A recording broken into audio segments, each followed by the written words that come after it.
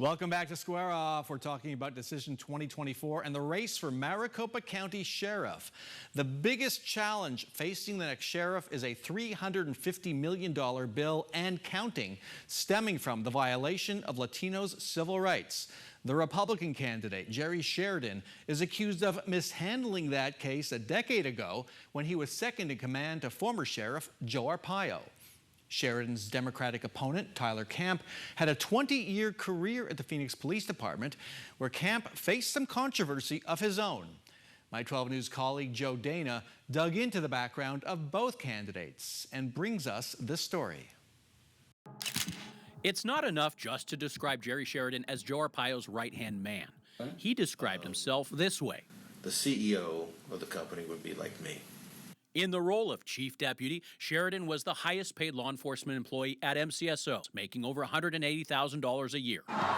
But when questioned about his level of culpability during MCSO's largest and most expensive lawsuit ever, Sheridan repeatedly downplayed his knowledge and his memory, at one point saying, "I don't remember what I remember about that."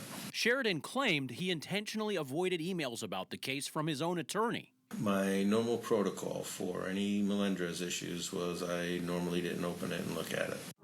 Melendrez, the massive civil rights lawsuit beginning in 2007, exposing how the sheriff's office used unconstitutional police tactics. Sheridan distanced himself from the case, noting he was promoted to deputy chief after it began. It was a minor issue.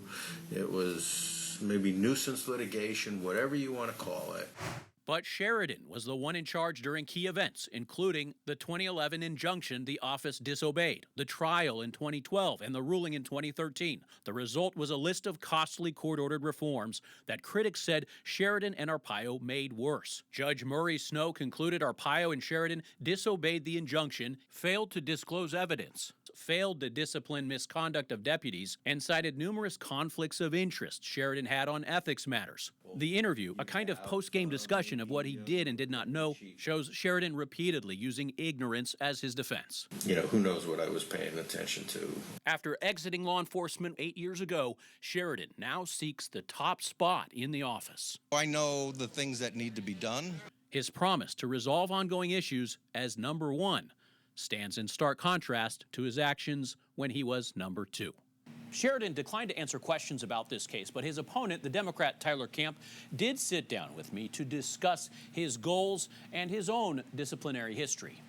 For all his work as a Phoenix officer and lieutenant, Tyler Camp gets most enthusiastic discussing the year he and his family spent in Ghana after retirement, working for an anti-trafficking organization. I learned a lot living overseas in a country where you're a guest. We have to work with others. We have to collaborate. The sheriff's office must rely on community organizations and contractors with the court to continue reforming the office. I think we're on a great path right now. Where we're struggling is some of the backlog of misconduct investigations. While talking about the future, Camp also faces consequences of his past.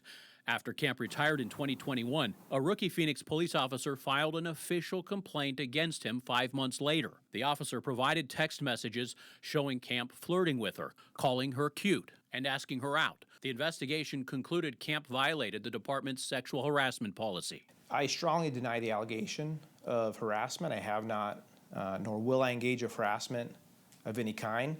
I did exchange a text message with a coworker that were mutual. Some were not respectful to my wife, and my wife and I have dealt with that years ago. 12 News reviewed Camp's 100-page employment record. It includes several commendations. It also included 2 disciplinary findings more than a decade ago, one involving Camp inappropriately using a police database, leading to a 1-day suspension. The second, a reprimand for driving a city vehicle on personal time. Those were mistakes I made. I learned from them. Although Camp is the Democratic nominee for sheriff, he only changed his voter registration from Republican to Democrat in the last year to run for sheriff. Who will you vote for? Just by me saying who I would vote for would be an endorsement to that person. And so it's important to keep those beliefs and convictions to myself. I'm a sheriff for everybody. I want to be the people's sheriff, and I want to ensure justice for everybody. Joe Dana, 12 News.